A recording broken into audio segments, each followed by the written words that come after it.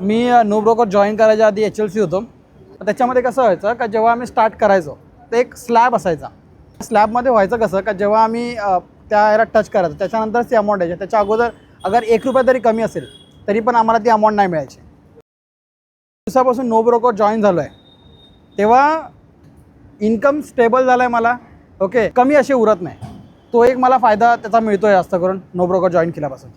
तू इथून स्टार्ट कर, इथून तुला इन्कम एक चांगला सोर्स होऊ शकेल. 2 महिन्या अगोदरच माझं लग्न झालं 30 एप्रिलला. त्याचा जो खर्च निघाला जास्त करून ना मी नो ब्रोकरच्या पैशामधूनच काढला. त्याच्यामध्ये जेवढी पण गोल्ड ज्वेलरी वगैरे जेवढी पण बनली, ओके, खूप फायदा झाला त्याच्यामध्ये का मला ॲटलिस्ट पैसे जास्त उरतात. मी काहीतरी स्वप्न जास्त बघू शकतो, म्हणजे मी जास्त खर्च करू शकतो. तो एक फायदा मला मिळतो. आणि त्यांना जॉईन करायचा माझा हेतू आहे का मी त्यांना माझ्या याच्यामध्ये आणावं, या गोष्टीमध्ये त्यांना इन्कम एक चालू करावा अजून त्यांच्यासाठी. तो एक फायदा त्यांना मिळून देऊ शकतो.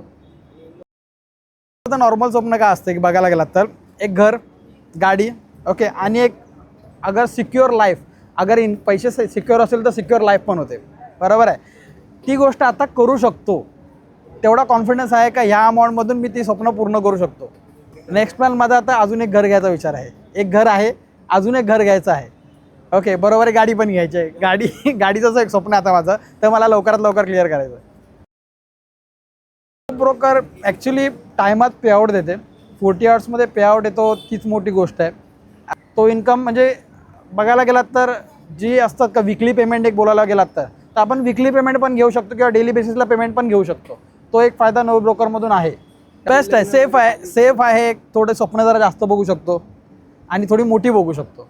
तो एक फायदा आहे माझ्या मते. अगर ज्यांना सेकंड इन्कम किंवा अजून इन्कमची गरज असेल त्यांनी नो ब्रोकर जॉईन करावा.